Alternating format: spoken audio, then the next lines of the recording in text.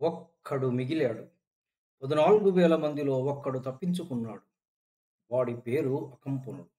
ఆ విధ్వంసాన్ని కనులారా చూసిన వాడి కాళ్ళు తడబడుతున్నాయి. గుండెలలో దడ మొదలయ్యింది. ఏదో విధంగా గుండె చిక్కబట్టుకున్నాడు వాడు. వేగంగా లంకకు బయలుదేరాడు. వెళ్ళి వెళ్ళి రావణుడి ముందు కుప్పగూలాడు. భయం భయంగా చూస్తున్నాడు. వాడి చెవులలో ఇంకా రామ కోదండము వెలువరించిన శబ్దమే మారుమ్రోగుతున్నది. వాడి కన్నులలో ఆ కోదండము చేసిన వీర విహారమే ప్రతిఫలిస్తున్నది. వాడు రావణుని ముందు నిలబడి, ప్రభూ, మన రాక్షసులు 14,000 మంది హతులైనారు.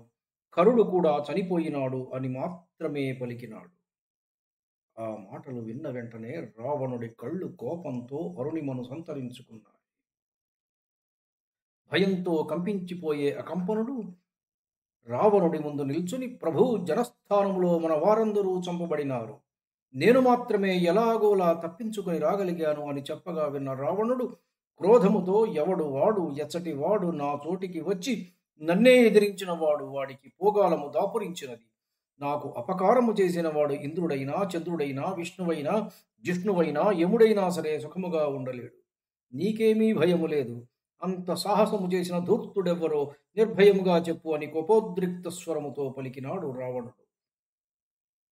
వాడు రాముడు. సింగపు ఠీవి, వృషభపు మోపు, గుండ్రముగా దీర్ఘముగా ఉండే భుజాలు, చూడటానికి గంభీరంగా ఉంటాడు. వాడు దశరథ కుమారుడట. వాడు ఖర దూషణ త్రిశిరులను, మన 14,000 మంది సైన్యాన్ని ఒక్కడే చంపివేశాడు ప్రభు అని అంటున్న అకంపనుడి మాటలు విన్న రావణుడు తోక తొక్కిన త్రాచులాగా బుస్సున లేచాడు.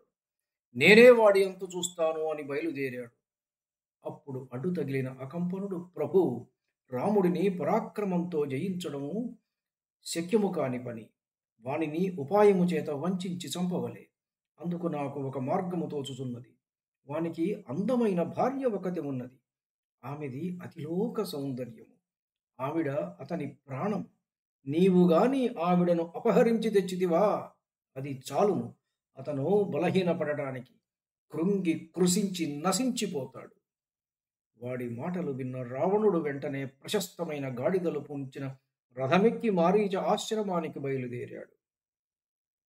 రావణుని చూడగానే మారీచుడు ఎదురేగి ఆసనము ఉదకము ఇచ్చి సత్కరించి వచ్చిన పని ఏమిటి అని అడిగాడు. మారీచ, నేను ఒక కార్యము నిమిత్తము నీ వద్దకు వచ్చాను. రాముని భార్యను అపహరించాలి. అందుకు నీ సహాయం కావాలి అన్నాడు. ఆ మాట వింటూనే ఒక్కసారిగా ఉలిక్కిపడ్డాడు మారీచుడు. నీకు ఈ సలహా ఇచ్చిన వెధవ ఎవడు? వాడు నీకు మిత్రుడి రూపంలో ఉన్న శత్రువు.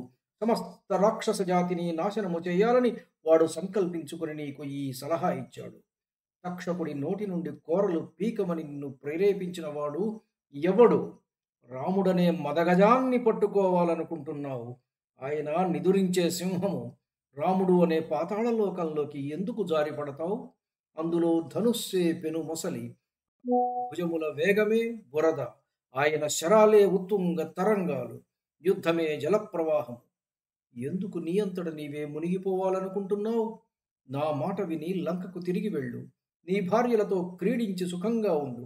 ఎందుకు లేనిపోని తలనొప్పి తెచ్చిపెట్టుకుంటావు అని హితవు పలికిన మారీచిన మాటలు విని ఆ ప్రయత్నము మానుకొని లంకకు తిరిగి వెళ్ళాడు రావణుడు. రావణుడు కొలువుకూటములో ఉన్నతమైన రత్న ఖచిత సింహాసనము మీద ప్రజ్వరిల్లుతున్న అగ్నిలాగా మహా తేజస్సుతో కూర్చొని ఉన్నాడు. ఆ రాక్షసరాజు శరీరకాంతి నున్నని వైఢూర్య మాణిక్యపు కాంతి వలె ఉన్నది.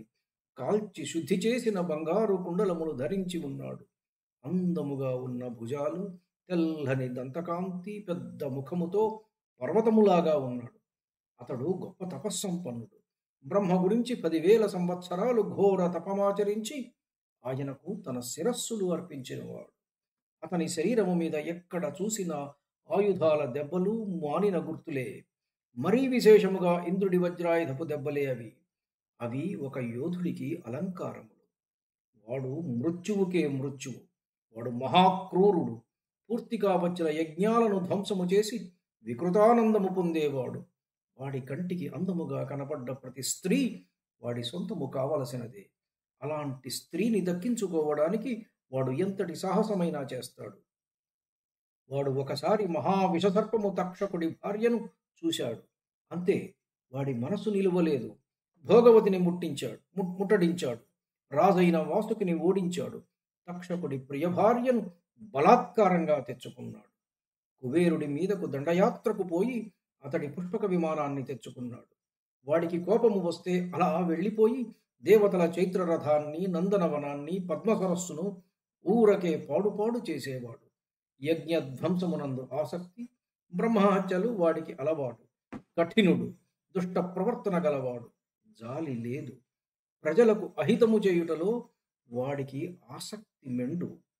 కొలువుదీరి ఉన్న మహాభయంకరుడైన రాక్షసరాజు వద్దకు వచ్చి వచ్చి వాలింది శూర్పణఖ. అది భయము, కోపము, అవమానము కలగలిసిన తత్తరపాటుతో ఉన్నది. అది ఇంతవరకు జీవితంలో రాముడిలాంటి యోధుడిని చూసి ఉండలేదు, వినలేదు. అంతటి దెబ్బ ఎప్పుడూ తినలేదు. మంత్రులతో కూర్చుని సమాలోచనలు చేస్తున్నాడు రావణుడు. సుడిగాలిలా వచ్చి అతడి ముందు వాలింది శూర్పణఖ. వచ్చి రావడంతోనే రావణుని నిందించడం మొదలుపెట్టింది. నీవేమి రాజు, నీకు పోగాలము దాపురించినదిలే. అసలు బయట ప్రపంచంలో ఏమి జరుగుతున్నదో నీకు పడుతున్నదా? అవునులే, నీ గూఢచార వ్యవస్థ అంత దరిద్రముగా తగులబడ్డది. నీ పాటికి నువ్వు హాయిగా నచ్చిన దానితో కులుకుతూ భోగాలలో మునుగుతూ కాలము వెళ్ళబుచ్చుతున్నావు. నీకు భోగాలు ముఖ్యమని అనుకుంటూ కాలము గడుపుతున్నావు. నీలాంటి రాజును జనులు శ్మశానపుటగ్నిలాగా గౌరవించరు. భోగాలలో మునిగిన రాజు సముద్రంలో మునిగి ఉన్న పర్వతములాగా శోభిల్లడు. ఇంత చపల చిత్తుడవు, నీవు రాజు ఎలా కాగలిగావు?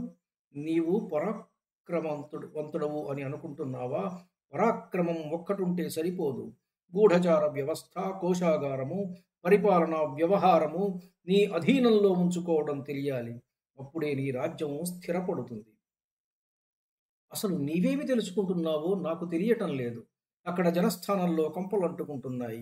నీ సైన్యము 14,000 మందిని ఒక్కడంటే ఒక్కడు ఊచకోత కోశాడు.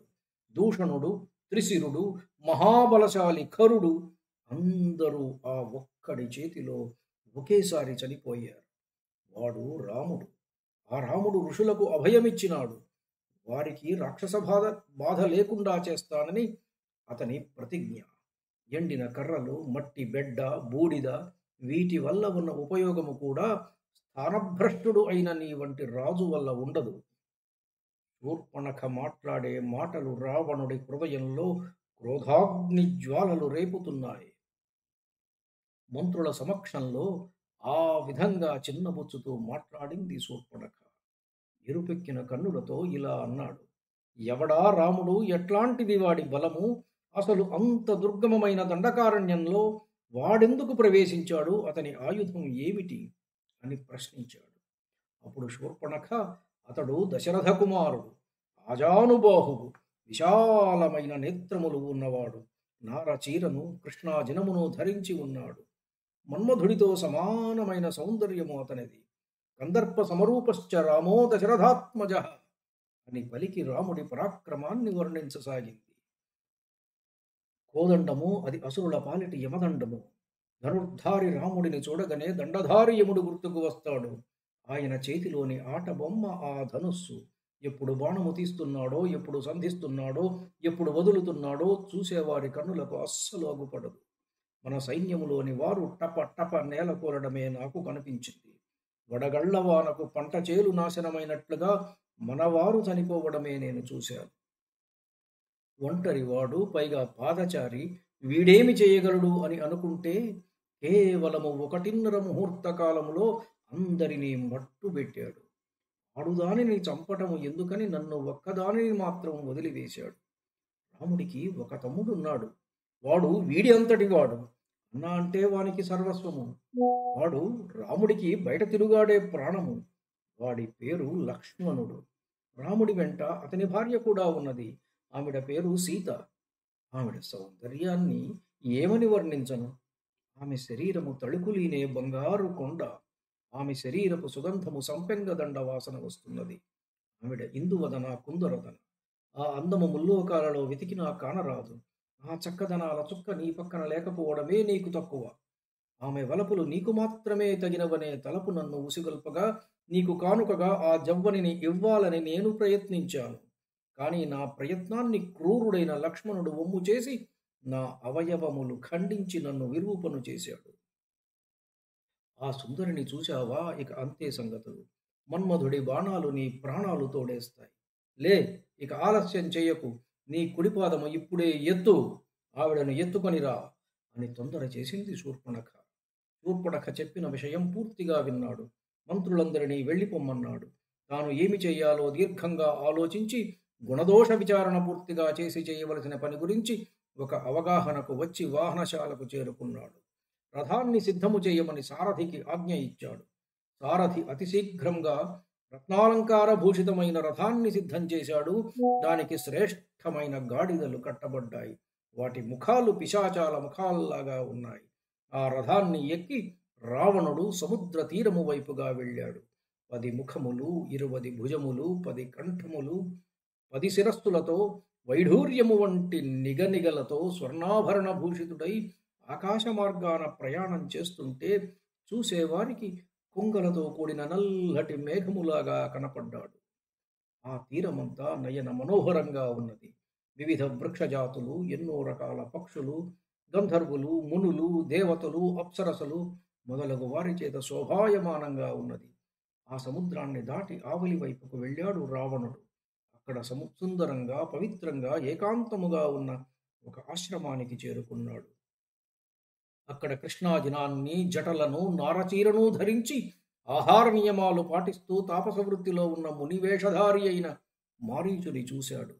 వచ్చిన రాక్షసరాజుకు యథావిధిగా అతిథి సత్కారాలు గావించాడు మారీచుడు. ఇంత త్వరగా మరల తన వద్దకు ఈయన తిరిగి రావడానికి గల కారణమేమి ఉందో, కారణమేమిటి అని ప్రశ్నించాడు. నేను ఆపదలో ఉన్నాను, నన్ను గట్టెక్కించు తండ్రి. నాకు కష్టాలు వచ్చినప్పుడు నీవే కదా దిక్కు నాకు. వాడెవడో రాముడట జనస్థానములో మునులకు భీతి గొల్పుతూ నిర్భయంగా సంచరించే నా వాళ్లను 14,000 మందిని ఖర దూషణ త్రిశురులతో సహా ఒక్కడే హతమార్చాడు.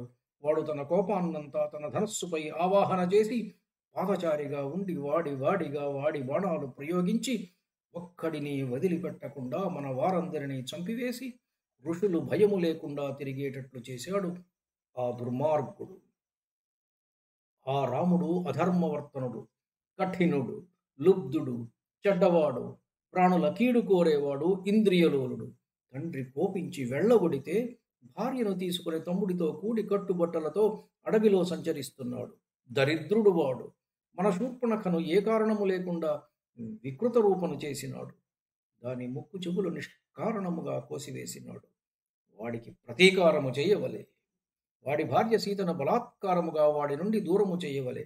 ఆ సీతను ఎత్తుకొని రావాలనుకుంటున్నాను, అందుకు నీ సహాయము కావలి నాకు అని అడిగాడు రావణుడు మారీచుడిని.